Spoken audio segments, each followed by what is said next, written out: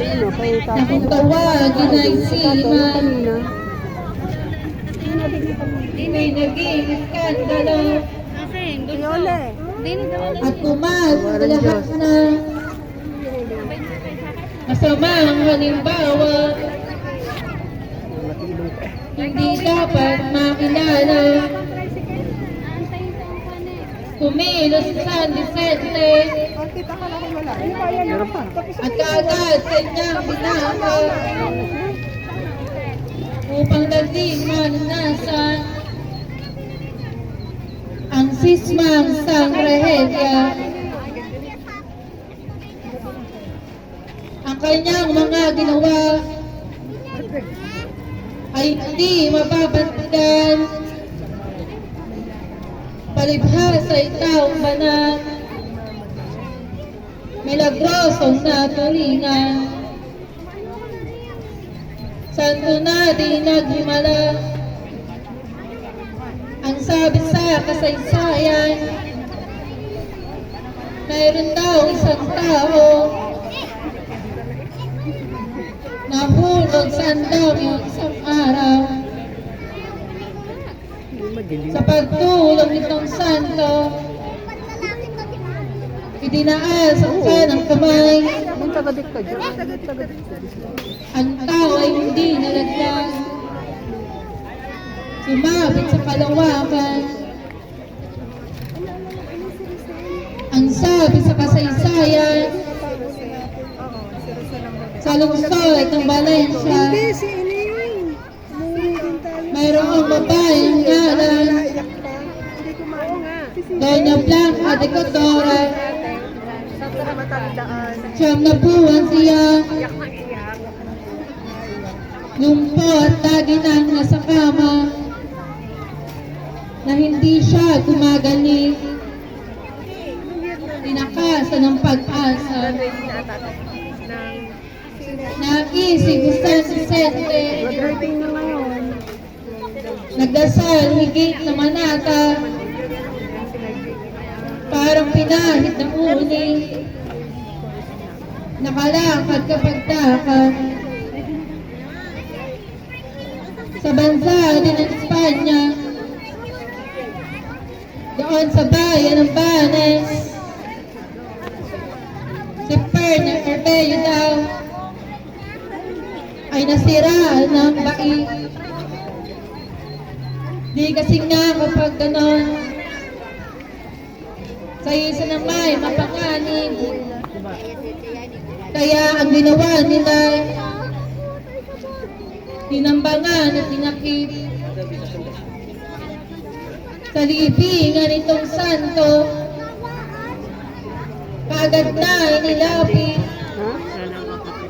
Ang tao ay gumaling. Kausap namin kanina. At tumino yung isip. Okay, sa iyo. Doon sa bayan ng Trio, Ang magandang plataforma, bakit hindi? ay mayroong isang babae na nanganak di umano ng isang kababalaghan. Ang mga tao ay naghandog ng misa kay San Vicente. Nagkaroon daw ng ulo. Ito'y tunay na nangyari. Tumubong pa at kamay, naging isang lalaki. Ng taong ng 700, taos buhay 34, ay meron ding nangyari. Ang syudad ng Pigilo, dahil sa hindi pagulan, naggutom ang mga tao. Ang mga tao ay naghandog ng misa sa ating santo. Bumuhos agad ang ulan at ito'y isang milagro. Palagay ko ay sapat na itong aking sinaysay mga himalag na ganap sa dula ng kanyang buhay. Mula nang siya'y silang hanggang kanyang kamatayan. Marami ring mga tao pinulong at inasahan. Tayo mag-ukol sa kanya ng paghanga at pagmamahal. Ang mga katangian niya dapat nating pamarisan.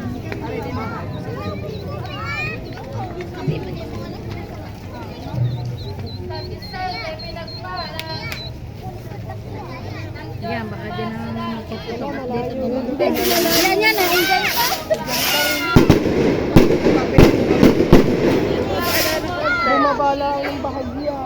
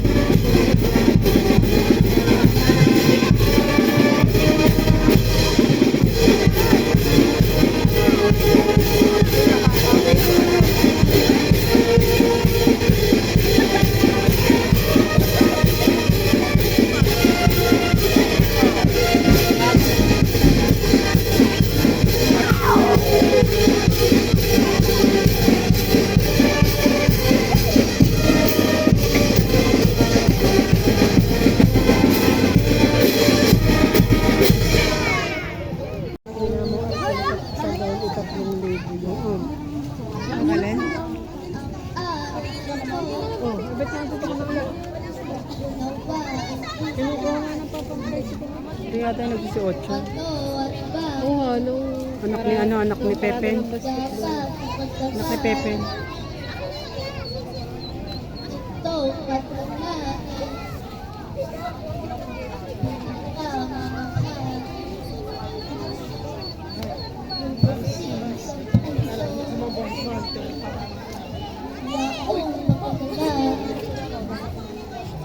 Pagkukulan natin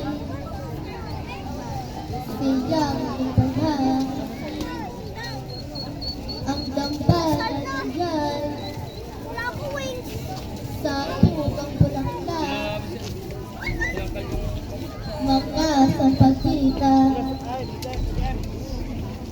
sa bako ay sikat ang Excellentissimo Francisco Cordova sa malaking sakit na dinanas niya.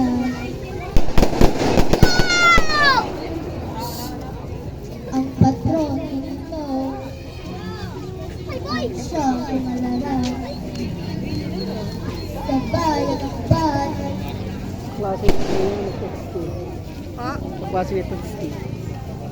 Noong magkasunod, pinanta ang layon ay biglang natubo.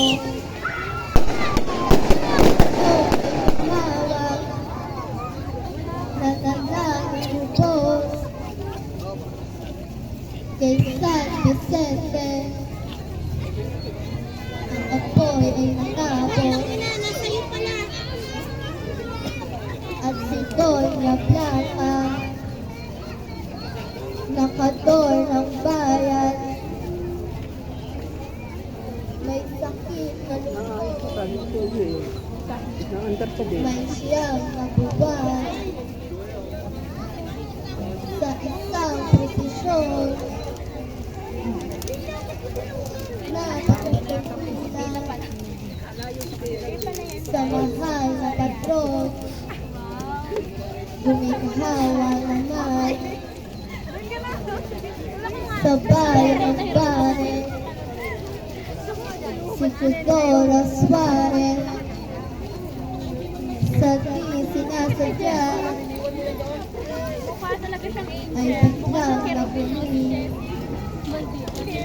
nabiglang ang paa, nabiglang ang dibdib, sa di nagkagulo, nang ito'y masilip. Hindi yan natin yung sabi. Hindi yan natin yung sabi. Hindi pwede. Ito ang kami ginagawa na tawa yan. Masamang ang bawal, hindi dapat makilala.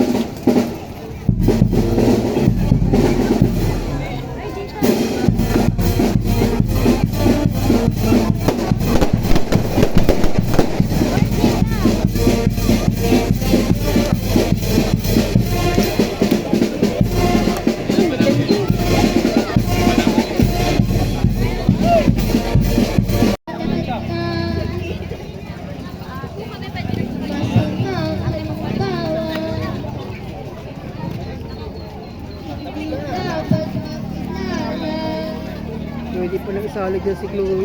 Doon nila sali. May leg si Chloe. Yung ano, nung kinasal sila. Ang kanyang pinaka, Hindi lang kasi marunong upang naging malunasan nag-gown na eh. ang sismang sa trahedya. Kita yung ano na yung subaklay. Ano din, abay. Eh, abay din yung ano subaklay. Oo, huli na.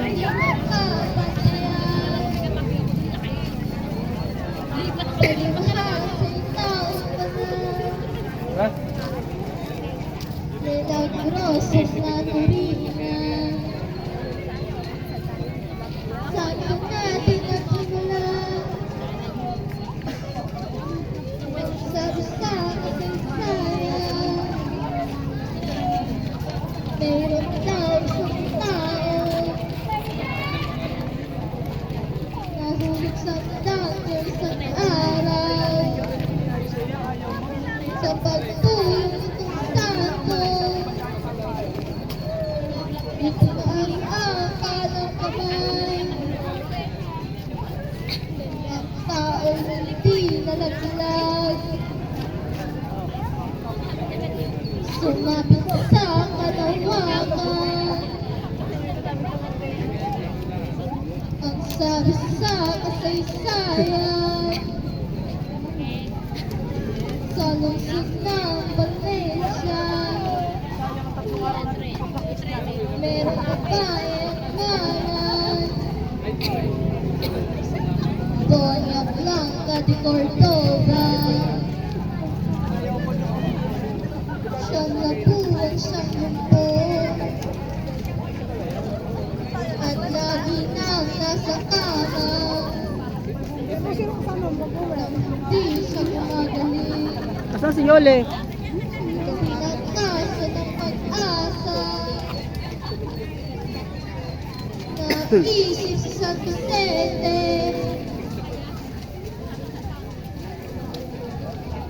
nag-asal higit na manata, parang pinahid na uli, nakalakad sa pagdagat,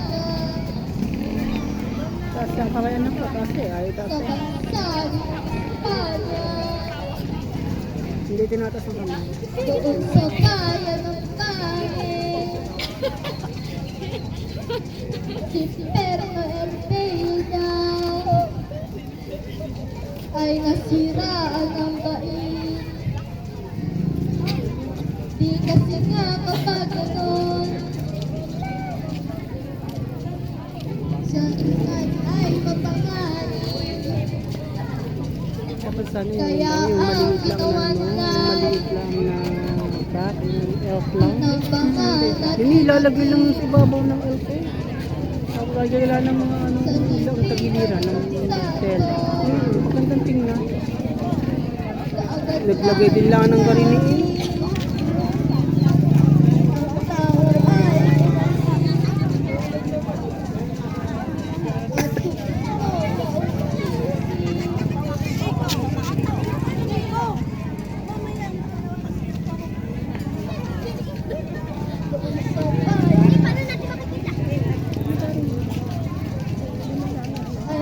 Kaya nga.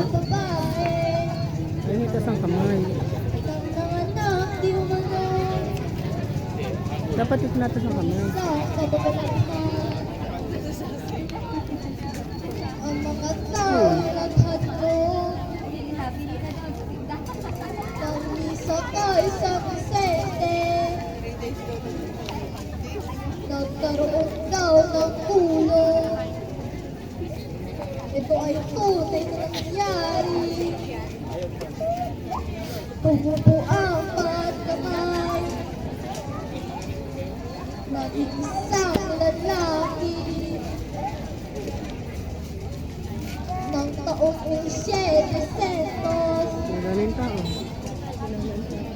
Bagustuhan kay 4 ay mayroon ding nangyari sa syudad ng Trujillo dahil sa hindi mag-ulan. Nagutom ang mga tao. Ang mga tao naghandog ng isa sa santo. Pumuhos agad ang ulan. Ito'y isang milagro.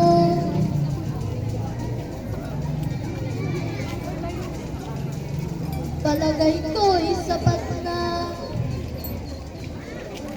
itong aking isinaysay. Mga himalang naganap sa dula ng kanyang buhay. Mula nang siya'y ikininang hanggang kanyang kamatayan. Wala na. Last na rin. Marami rin Uy, umuwi ka pala. Ay, umuwi na anak ko, dalawa. Wala na, balik mo. Sa 8. tinulungan inaralan. Sa 8 dito. 8 ngayon.